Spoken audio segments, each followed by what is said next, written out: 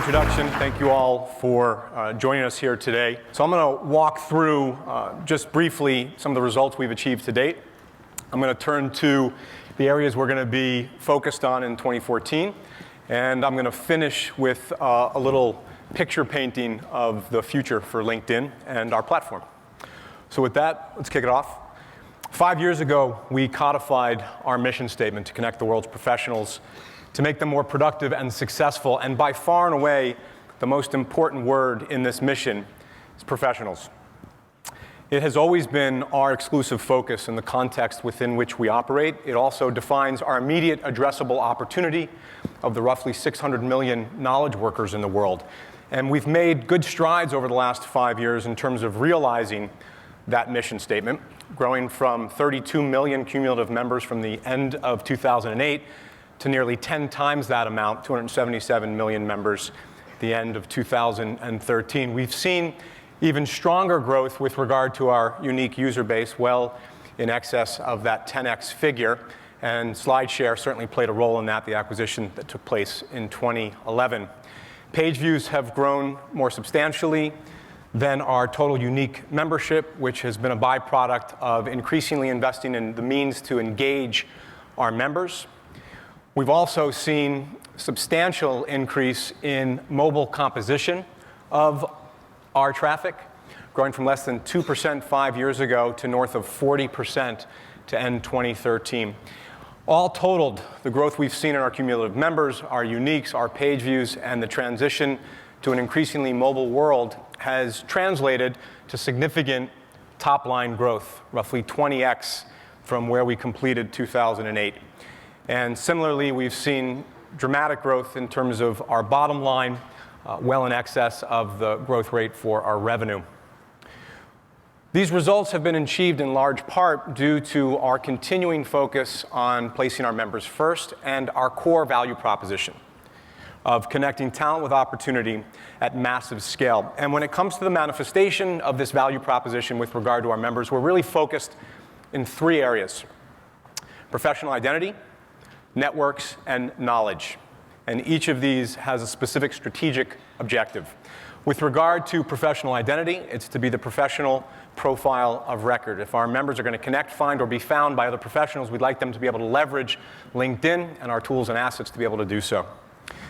With regard to networks, it's connecting all of the world's professionals, all 600 million knowledge workers, and increasingly students or pre-professionals, and I'll get to that in just a moment. And then lastly, with regard to these strategic objectives, it's to be the definitive professional publishing platform. So I want to just take a little deeper dive into each one of these areas so you can see where we're going to be focused in 2014. With regard to being the professional profile of record, it really starts with the LinkedIn profile, which is increasingly replacing the resume in terms of how people represent their experiences, their skills, and perhaps most importantly, their ambitions. And along with this transition from resume to profile has come a major change in an important dynamic. People are now updating their profile when they're not looking for work because it reflects who they are, their professional identity, putting their best professional foot forward, and increasingly that's how opportunities accrue to our members. And with that in mind, we want to create the richest set of capabilities with regard to this profile experience that we can. Here you see the profile of a general contractor. And increasingly, we're allowing folks like this to not just represent what they do in words, like the dream homes that Stevens built, but in images as well. Full rich media capability, whether it be pictures or videos, presentations. This all brings together a composite picture of these individuals. And the vision here ultimately is that anytime any of our members are uploading or sharing content that's relevant to who they are as professionals, at the click of a button, no matter where they are on the web, desktop, mobile, they're going to be able to add that to their LinkedIn profile. So that's further out with regard to rich media, but this notion of adding to your profile at the click of a button, it already exists today. And we've been working with some of the massively open online courses to enable our members, like this member in Brazil, to complete coursework, say for Python programming, and then receive an email from, in this case, Coursera, that enables the member to upload that certification to their LinkedIn profile at the click of a button in mere milliseconds. And we're working with all of the major MOOCs in this case. And ultimately, we'd like to extend this capability to all companies that are offering this kind of certification for specific skills. And then, of course, if you play out the ecosystem dynamic, increasingly employers will have the opportunity to search for these specific kinds of certifications through our recruiter platform.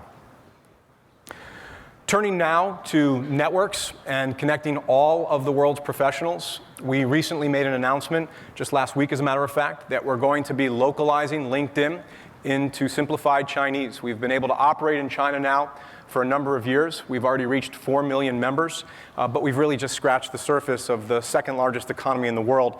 Total addressable, when including students, professionals and pre-professionals, there's a big student market there, roughly 140 million people in China. And we believe we're in a position to create significant value for our Chinese members and members throughout the world as we connect them with this key contributor to the global economy. Speaking of students, continues to be one of our fastest growing demographics and actually represents an addressable opportunity even larger than that of China, roughly 180 million by some measures.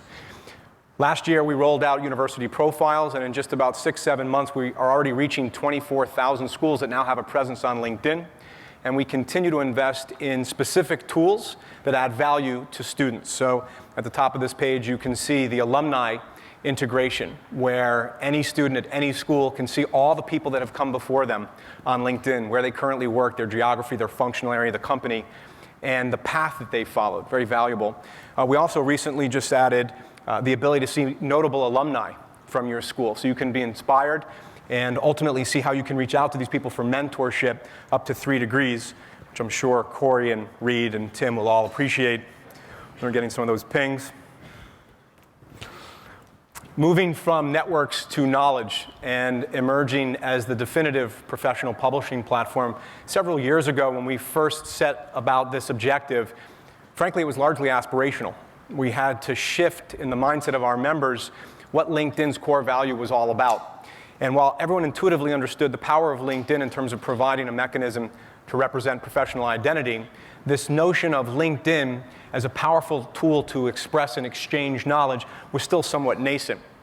Over the last several years, by acquisition and through organic means, we've had a chance to continue to build out this capability. Here you can see a number of examples: SlideShare, Groups, our Pulse newsreader application, and the Influencers program. And now today, all totaled, these assets are generating over 80 million unique users a month, which ranks us among the top business publishers on the internet.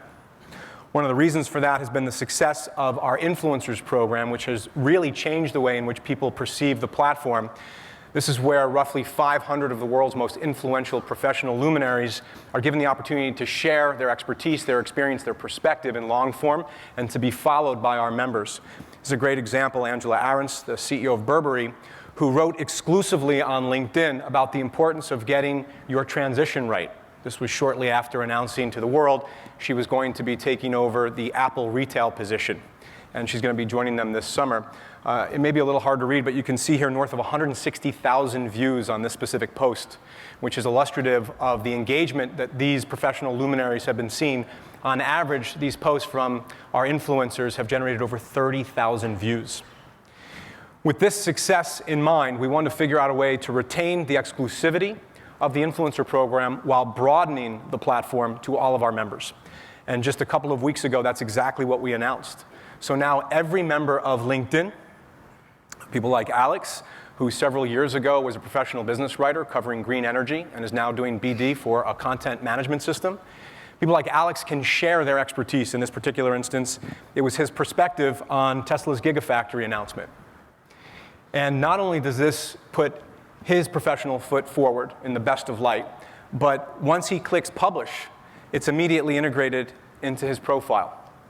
This is a really unique mechanism through which one's professional knowledge and one's professional identity increasingly become intertwined.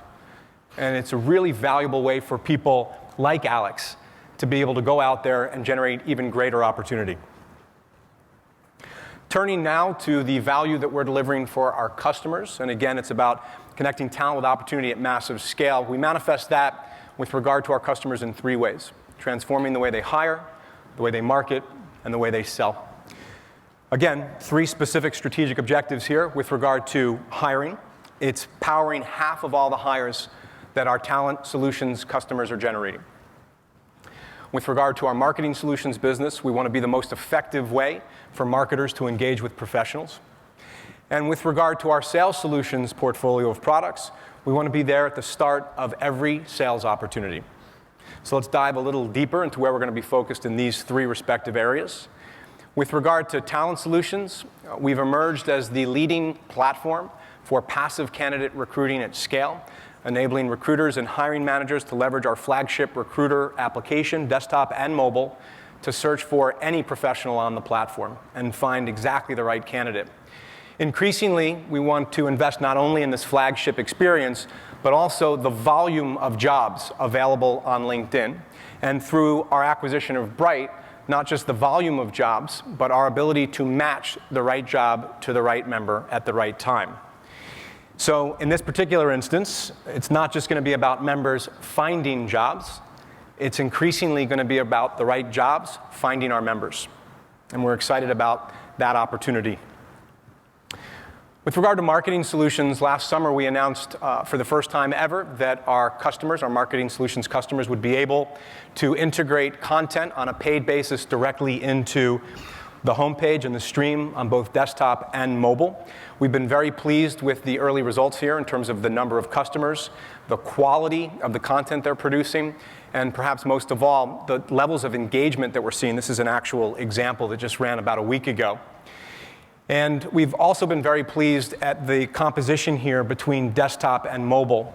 And sponsored updates is now seeing roughly 70% of the revenue coming through our mobile channel, which is something that we were really happy about given how thoughtful we want to be with the limited real estate of the smartphone and the iPad.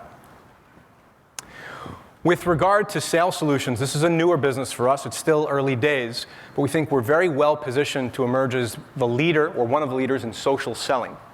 And for us, we're going to be thinking about how we create value for our members in three specific ways.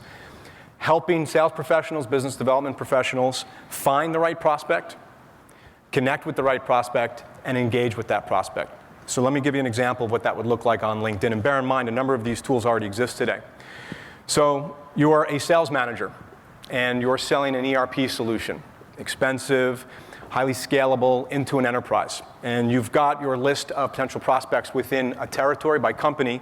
You're trying to figure out how to find exactly the right person within that organization.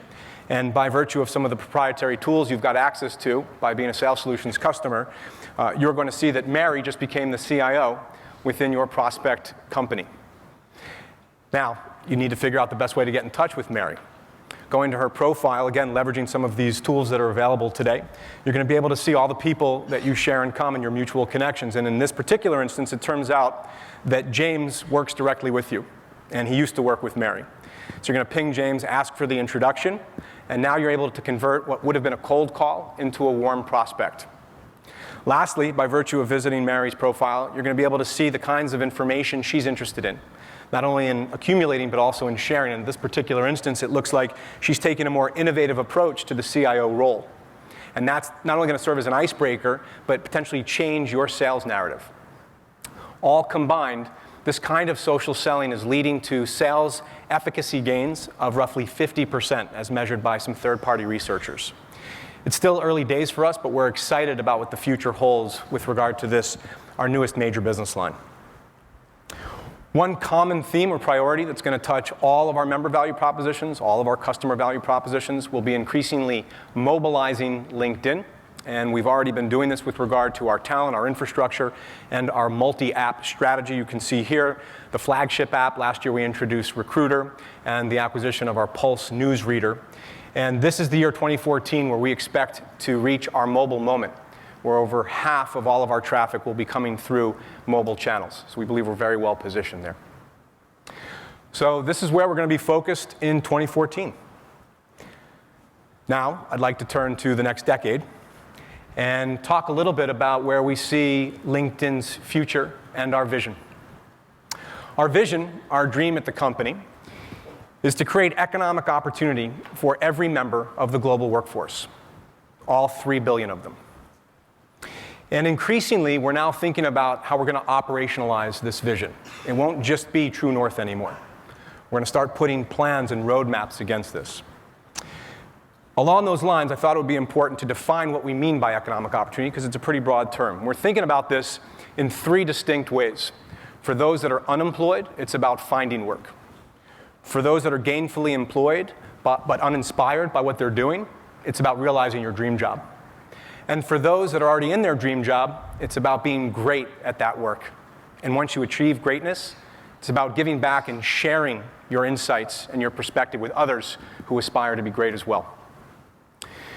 We believe creating economic opportunity for our membership has never been more important than it is today. And there are many out there that would also support the notion that the creation of economic opportunity may be the defining issue of our time. Let me give you 3 data points as to why we think this is the case. First, 23%. For those that didn't know, that's youth unemployment rate in Europe. And it's actually greater than 50% in countries like Spain and Greece. 74 million young people between the ages of 15 and 24 are unemployed on a global basis. There's a lot of talk at the most recent World Economic Forum in Davos that if we don't get this right, it could tear apart the fabric of society. It's that important. Second data point, 4 million. This is the number of available jobs there are in the United States, according to the Department of Labor. It's the highest this number has been in at least the last 5 years. And what's so interesting about this number is there are over 20 million people in this country who are either unemployed, underemployed, or marginally attached to the workforce and desperately looking for more work. And yet the number of available jobs continues to climb. Why? Because we have a widening gap between the skills of our aggregate workforce and the opportunities that exist today. We need to start training people for the jobs that will be and not the jobs that once were. Lastly, 250 million. This is the number of people in China that the Chinese would like to see moved and migrated from rural communities into the cities to create a thriving middle class. 250 million people. It would be the largest such migration of human capital in the history of civilization.